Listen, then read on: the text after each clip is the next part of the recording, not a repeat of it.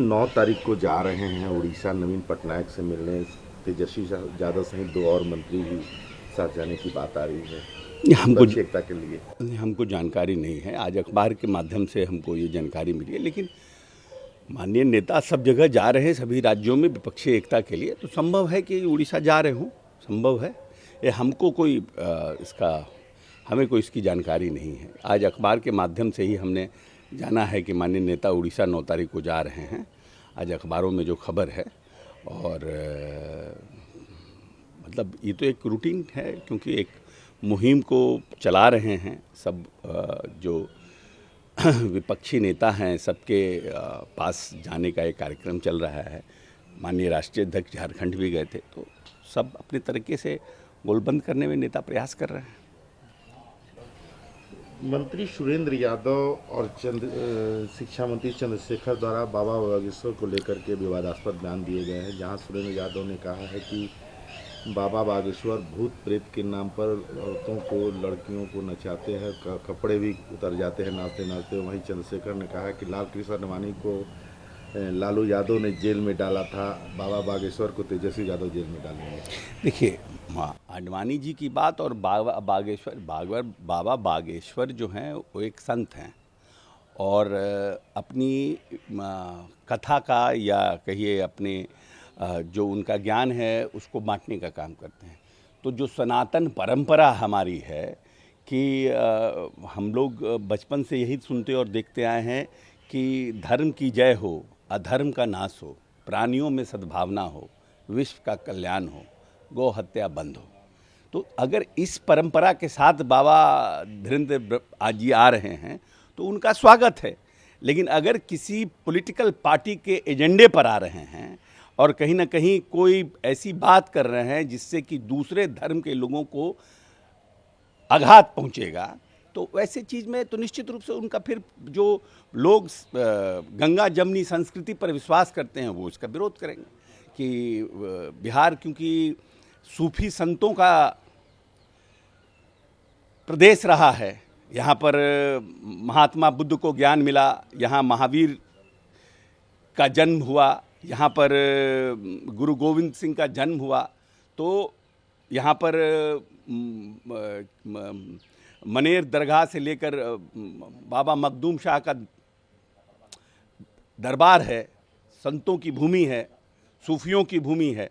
तो यहाँ तो सभी धर्मों को समन्वय के साथ हम लेकर के हमारे नेता चलना चाहते हैं। तो अगर उस चीज़ को कोई बिगाड़ने का प्रयास करेगा तो निश्चित रूप से उसका विरोध होगा। लेकिन हम लोग चाहते हैं कि जो हमारी परंपरा है भाईचारा की, सहिष्णुता की, मानव कल्याण की, अगर उस पर बाबा रहेंगे अडिग तो हम लोग उनका स्वागत करेंगे।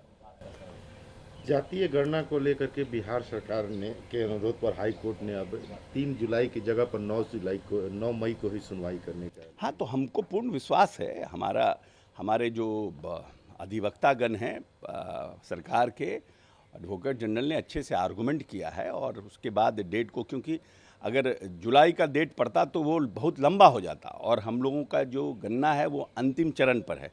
इसीलिए अगर कोई भी स्थिति बनती है तो सरकार का ने अनुरोध किया न्यायालय से, और न्यायालय ने उसको जल्दी सुनने की कृपा की, और वो 9 तारीख को मंगलवार को हो रहा है। हम समझते हैं कि न्याय निर्णय हम लोगों के पक्ष में होगा। कांग्रेस की गरीबी हटाओ की गारंटी इतिहास का सबसे बड़ा धोखा है। प्रधानमंत्री ने चुनावी सभा में यह बात कही। कांग्रेस के शासन में विकास नहीं हो सकता क्योंकि वह पैसा लूटती है। अब ये सब तो चुनावी बात है ना, अब चुनावी बात पर कितना रिएक्ट किया जाएगा। ये सब तो चुनावी जो है स्टंट होता है ना, ये सब चुनावी स्टंट है, इस पर कितना आदमी रिएक्ट करेगा। जिस तरह भगवान हनुमान ने रावण के सभी अधर्म कार्यों को समाप्त करने में योगदान दिया, उसी तरह कर्नाटक के लोग कर्नाटक में डबल इंजन की भाजपा सरकार को वापस ला सकते हैं और पीएफआई को बढ़ावा देने के कांग्रेस और जेडीएस के अधर्म कार्यों को समाप्त कर सकते हैं। योगी आदित्यनाथ ने नहीं, योगी आदित्यनाथ तो क्यों बजरंग दल क्या है? बजरंग दल भी तो वही एक्सट्रीमिस्ट फोर्सेस हैं।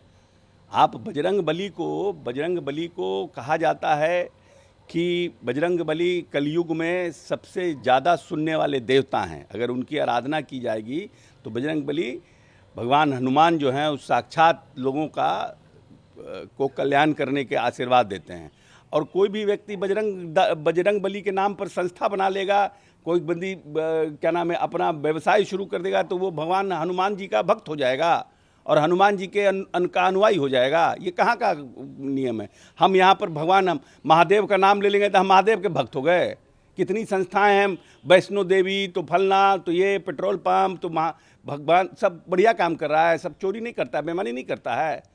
तो ये कहना कि बजरंग दल जो है वो भगवान हनुमान जी के ही अनुयायियों का है। लाठी लेकर कोई बजरंगबली चलते हैं? लाठी और भाला लेकर के, तलवार लेकर के राम जी को देखे हैं चलते हुए? अभी जो रामनवमी में जो शोभा यात्रा निकलती है उसमें किस तरह के अस्त्र शस्त्र रहते हैं? ये भगवान राम का चरित्र है। भगवान राम को मर्यादा पुरुषोत्तम कहा जाता है। भारत जोड़ो यात्रा केवल एक काम करने वाले लोगों के खिलाफ निकाली गई जो नफरत फैला रहा है। ऐसे लोग कभी भी कर्नाटक का विकास नहीं कर सकते। भारत जोड़ो यात्रा से बीजेपी बौखला गई है। बीजेपी के लोग किसी भी सवाल पर जवाब नहीं देते। उन्हें लगता है कि लोकतांत्रिक सिद्धांत उनकी जेब में है। क्या लोकतंत्र ऐसे ही काम करता है? सोनिया गांधी ने सवाल खड़े किए हैं। हर पॉलिटिकल पार्टी अपने तरीके से लोगों को आकर्षित करने की अपनी बात को रखता है। तो माननीय नेत्री सोनिया जी ने भी अपनी बात को रखी है, तरीके से अपनी बातों को जनता के बीच में रखा है। अब इंतज़ार करना चाहिए। लेकिन सबसे बड़ा मुद्दा आज देश में बेरोजगारी है। सबसे बड़ा मुद्दा आज देश में महंगाई है, जिसके लिए बेरोजगारी और महंगाई को लेकर के भारतीय जनता पार्टी ने एक बड़ा इस देश में एक बड़ा मुद्दा खड़ा किया था और उसके बाद देश की जनता ने उनको बहुमत दिया था। तो इनके इतने लंबे समय के शासनकाल में ये दूसरा टर्म अब ख़त्म होने जा रहा है। लगभग 9 साल हो गया। 9 साल में इस देश की महंगाई बढ़ी कि घटी, ये जनता को देखना चाहिए। बेरोजगारी बढ़ी कि घटी, ये देश को देखना चाहिए। भ्रष्टाचार बढ़ा कि घटा, ये देश को देखना चाहिए और उसके हिसाब से कर्नाटक की जनता को वोट करना चाहिए।